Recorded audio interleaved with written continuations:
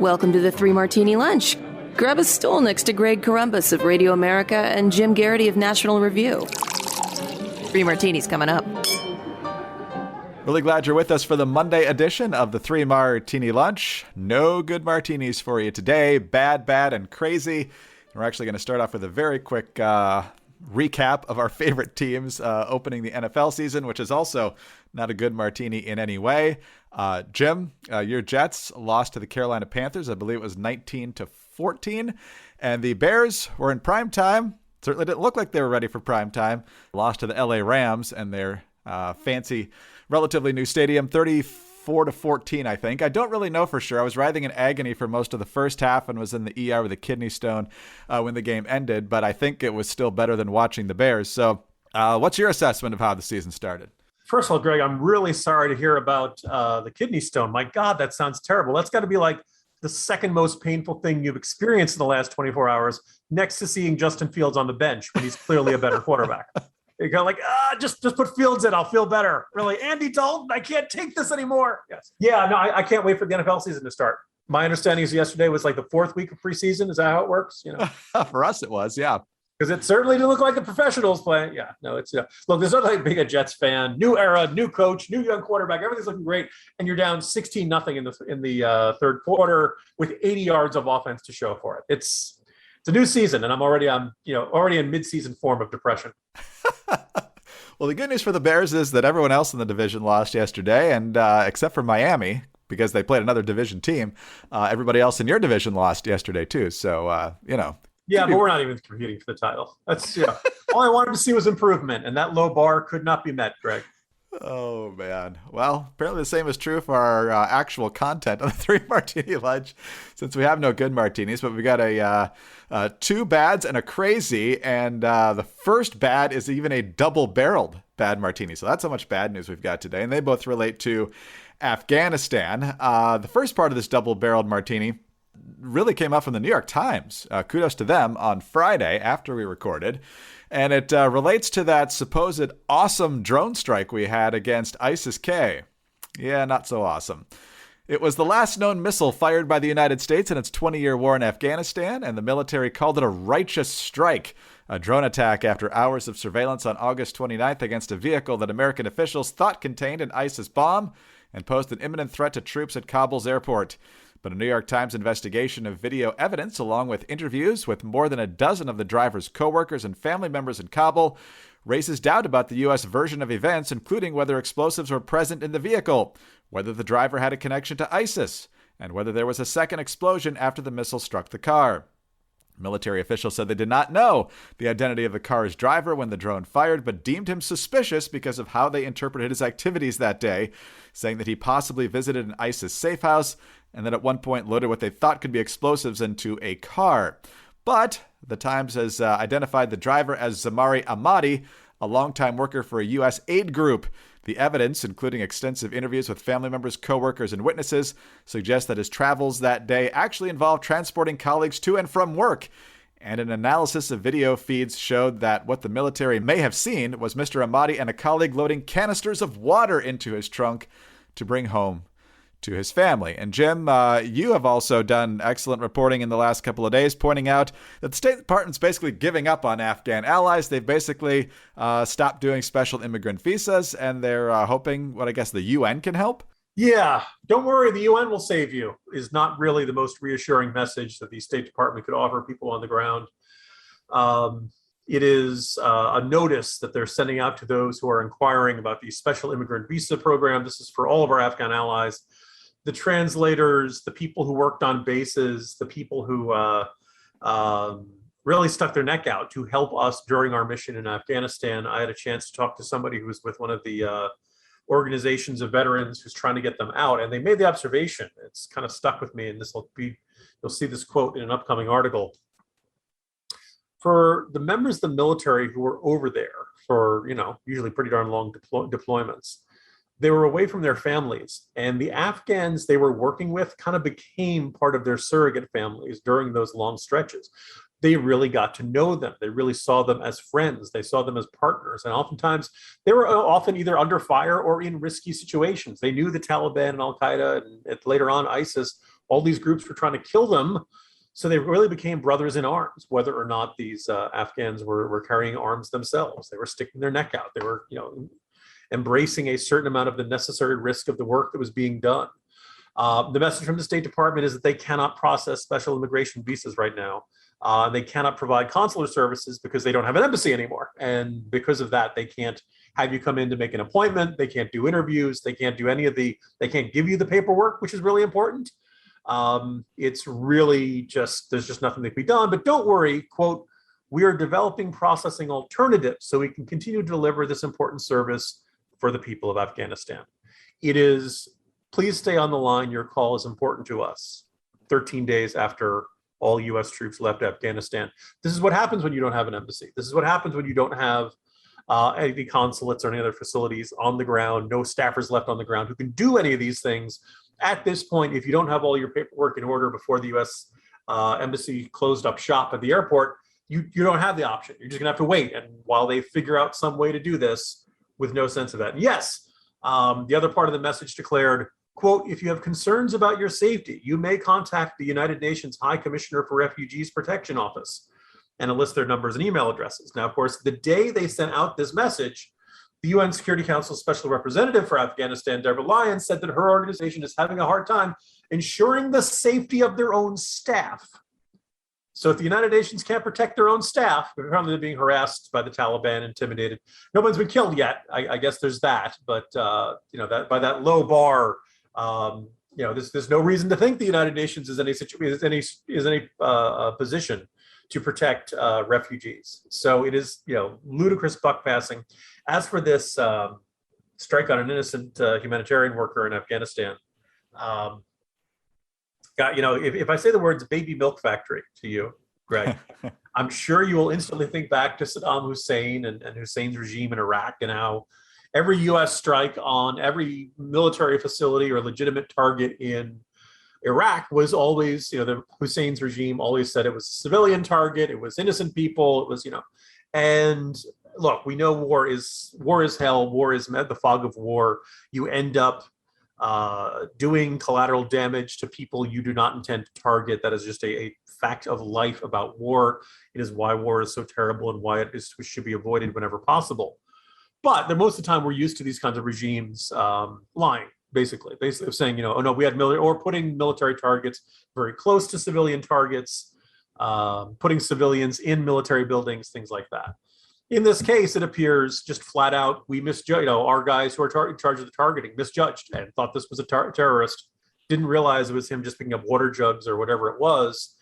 And I can't help but remember, Greg, the day before Biden had given his speech, and he was so tough, right? He was talking about the attack on the Kabul International Airport. And, we will not forgive, we will not forget, we will hunt you down and make you pay. Did that influence the decision making? I don't know. It's one of those things where it is an appalling last final note, an embarrassment to the country, hurting the people we're supposed to be helping. It is a shameful moment, and my guess is nobody in the administration will ever really, not only face no consequences for it, but I don't think they'll ever really answer any tough questions about this, Greg. Yeah, nobody certainly admitted it so far. So after that strike, Biden, remember, said, ISIS-K, we're not done with you yet. Apparently we haven't started with them yet. Not done, haven't started. Ugh, man. All right. Well, let's talk about one way to get rid of the stress of life. It's certainly not by following this administration and their policy on Afghanistan, but Theragun can definitely help ease those tensions. So don't let the stress of daily life weigh on your body. Whether you're an elite athlete or someone like me just trying to make it through the day tension-free, Theragun can help a lot. Theragun is the handheld percussive therapy device that releases your deepest muscle tension using a scientifically calibrated combination of depth, speed, and power. And it's as quiet as an electric toothbrush. The Gen 4 Theragun doesn't just feel good. It gets to the source of the pain by releasing tension. Using Theragun's signature percussive therapy, which goes 60% deeper than vibration alone. Whether you want to treat your muscle tension from working out or heal an injury or just the stresses of everyday life, there is no substitute for the Theragun Gen 4. The OLED screen and design make you feel like you're holding something from the future. Just go to their site and check it out. And the Theragun app learns from your behaviors and suggests guided routines. Love, love, love the Theragun. You have those tight muscles, whether it's just stress from the long day or you've overdone it. You feel like you're younger than you really are. And so you pulled some muscles doing something remotely athletic. And then the Theragun is there to help ease those muscles and get them back into working shape. And like Jim just said, the app learns from your behaviors and suggests the guided routines. It really is fantastic. Theragun is trusted by 250 sports teams like Real Madrid and elite athletes like Paul George, DeAndre Hopkins, Maria Sharapova, hundreds of thousands of customers, and me. So try Theragun for 30 days, starting at only $199. Go to Therabody.com/martini right now and get your Gen 4 Theragun today. That's Therabody.com/martini. Therabody.com/martini. All right, Jim, let's move to our second bad martini. And so, as you know, the Democrats are trying to not only pass, but rush their $3.5 trillion reconciliation bill before the end of the month here. Bernie Sanders very upset with Joe Manchin for trying to knock it down by 50% or more. But the talking point now, Jim, is that it's all paid for. Don't worry about this price tag. It's all paid for. It's not really all paid for. But part of how they want to pay for it is nearly $3 trillion in tax increases to defray the cost of this monstrosity, all of which is going for their liberal left-wing wish list of climate policy and everything else. But here's what Politico has to say about it. House Democrats want to raise the corporate tax to 26.5% as part of nearly $3 trillion in tax increases to defray the cost of their next big spending package, while boosting the top rate for individuals to 39.6%. The Ways and Means Committee is also planning to call for a new 3% surtax on people making more than $5 million. Sources familiar with Chair Richard Neal's still unreleased plan say, as well as increasing the top capital gains rate to 28.8% from 23.8%. So he also wants to raise taxes on multinational corporations' overseas profits, tighten estate tax rules, meaning double taxation, and pare back deductions for some unincorporated businesses. But don't worry, they get into the minutia as well. From what I'm hearing, they're really planning to jack up taxes on vaping, for example. So pretty much anywhere they can tax, they're probably going to try to. So, Jim, what do you make of the Democrats just raising taxes wherever they see taxes here? I would say, Greg, inflation's fixed, right? There's no more worries about that. People just have tons of money that they're just, I've got so much money right now because prices are so low. I'd love to give some more of it to the government. It is axiomatic that if you elect Democrats, they at minimum attempt to raise taxes. If they do not, and very often they succeed. Saw it under Bill Clinton, saw it under Barack Obama, and obviously they want to do it under Joe Biden. There's a little bit of good news from Joe Manchin. He sounds very skeptical about $3.5 trillion in new spending, and you notice Greg and I are very rarely putting him in the good martini that often because he makes good sounding noises every week. But until this thing is, we've seen too many horror movies to see things come out of the coffin and come back from the dead and come back to haunt us or something like that. So until these giant spending proposals are actually dead, we're not going to celebrate too much. But yeah, it just shows that the Democratic philosophy continues to see both America's taxpayers and America's businesses as just these giant, Scrooge McDuck money bins full of money that they can just take as much as they need for whatever they want to do.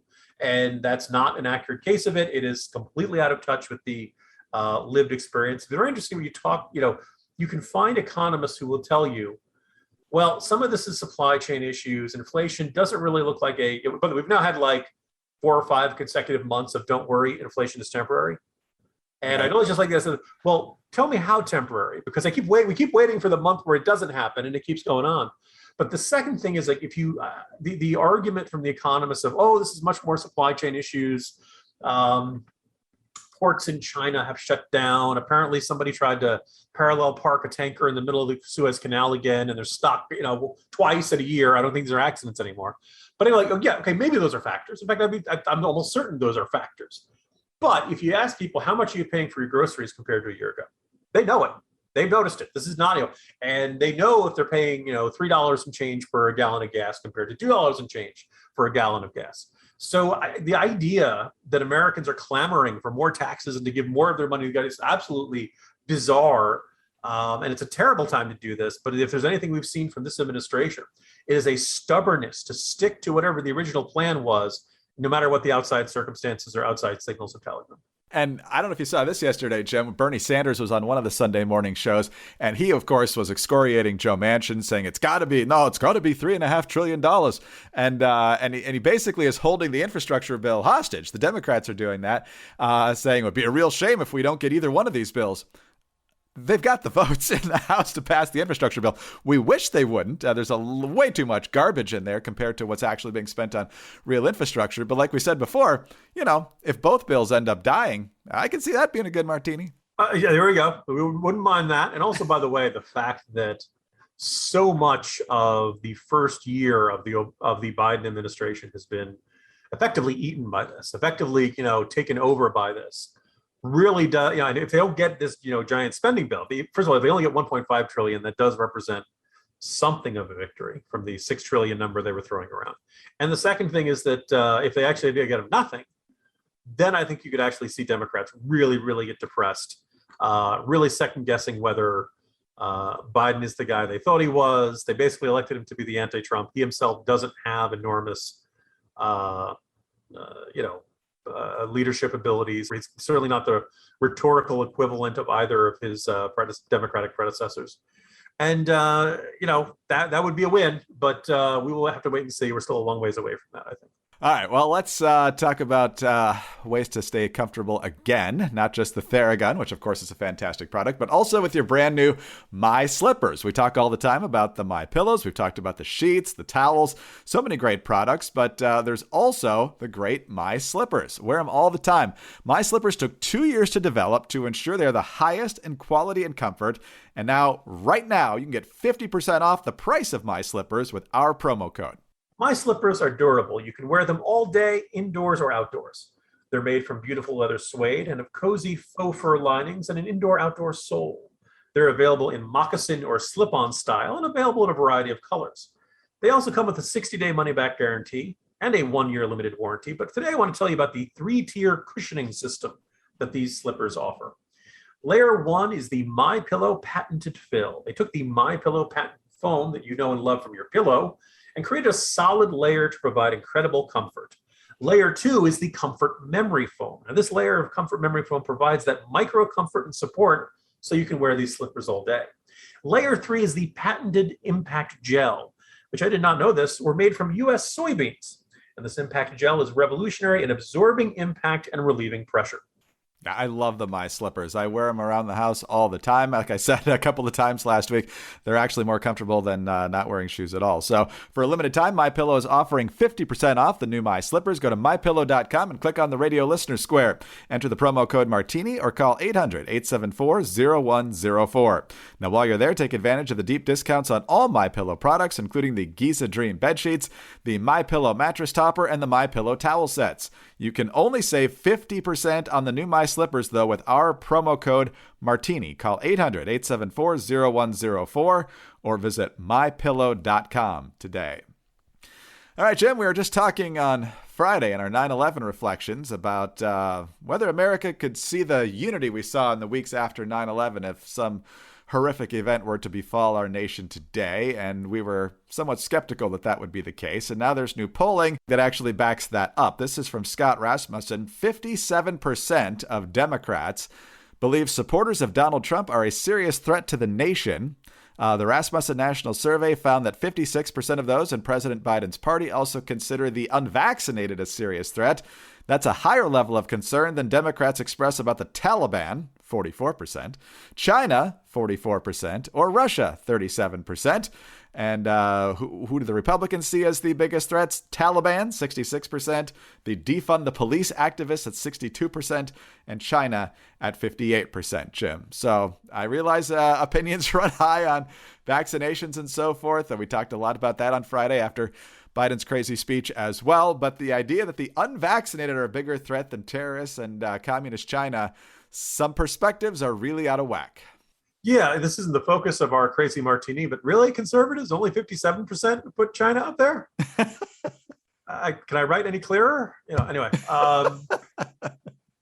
The observation, okay, I'm going to make two observations. The first is there was a time when most Americans not only hadn't heard of the Taliban or heard much about them, we didn't care. They blew up the Buddha statues earlier in 2001, and it there were some groups that offered denunciations and such, but there was certainly no talk of invading and fighting the Taliban, and we didn't care. We there was a terrible. We know the world is full of terrible things. We know the world is full of human rights abuses. We know we have to prioritize.